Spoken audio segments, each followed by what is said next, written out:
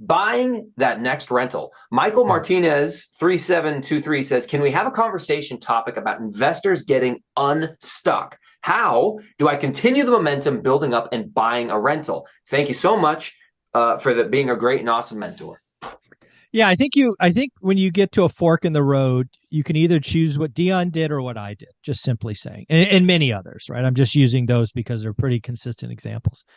You could go the Dion route, which is probably slower, less action, but probably also more certain and probably less risky. And that is, you just let the income snowball take effect. You never increase your lifestyle. And as you get units and your cash flow grows because rents go up and all of these things, you slowly acquire more and more. I believe Dion's story goes something like this. He buys his first duplex. He's house hacking. So he took his largest bill to zero.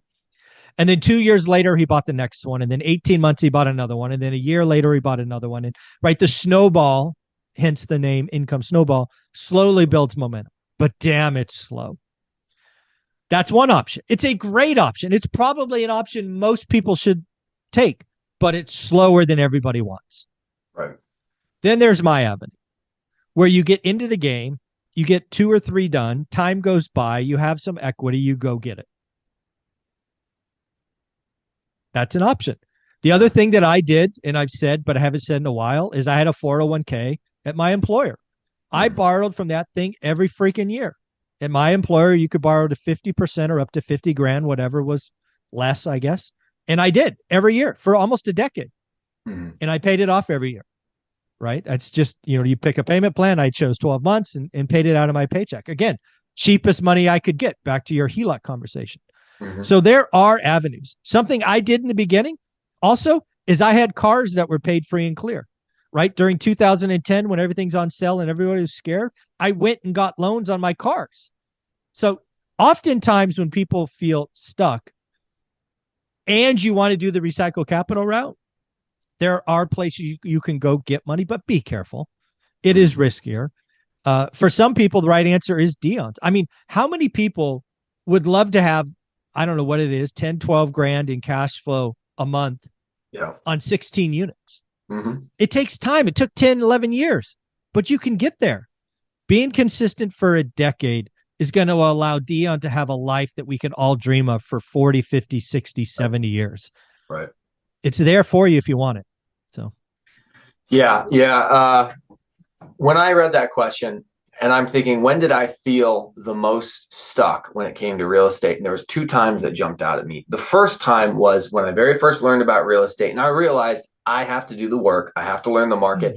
But even more, I have to save up the money for the down payment. I got to say, and that's tough. At least in my case, I was young. Some people who get started maybe have some money that they're ready to invest, but a lot of people don't. They're like me. I was young. I had no money in the bank account. My first video on my YouTube channel is me making a video saying I have no money. I'm poor. I'm divorced. I don't have custody of my son. I want to invest in real estate. I don't know how long it's going to take, but I'm going to document the journey. And it was a long time. It was like a year before I got my first rental property. And I had to work so much overtime, so much to save that money. But once I got there, I was like, oh, I did it. And then the next time that I felt the most stuck was actually on the jump between number 1 and number 2. But then since then, I've been on what seems to be, as Dion describes, the income snowball, a steady exponential growth curve on the way up, where it just gets faster and easier and faster and easier. But you're going to feel stuck at the beginning. And again, we're talking a lot about Dion, who he and I are in a fight right now. We're in a fight because he was talking about my out-of-state investing. I'm kidding, of course. But he was talking about my out-of-state investing in Indiana. And then, so he and I are in a fight. So I don't want to compliment him too much. Okay. Well, I'm going to stay out of the middle. I don't want to be between a Marine black belt and a SWAT officer. I'm going to go over there. I'm going to be out of the way. We're going to take our YouTube blood feud somewhere else, and we'll fight. Not but here. I don't want to compliment him too much. But another thing that he always likes to say is, don't compare your year 1 to somebody else's year 20 in your case, or year 10. Right? Yeah. So you're going to feel stuck, especially by comparison. But you'll get through it if you just keep pushing forward. Yeah, the last thing I want to say on this is I hear questions like this so much. It was the inspiration for my second book. 15 Conversations with Real Estate Millionaires was written because I found a book from Gary Keller that I only read the last 30 pages. They were basically 15 investor stories, a page and a half. I wore those pages out. So I wrote an entire book capturing 15 different stories from different investors, because your job is to read the book and figure out what 3 or 4 stories you want to read over and over. I wrote that book for this person. Just read the book. I can't help it. The snowball takes time. Building equity takes time. Read the book. Yep. Agreed.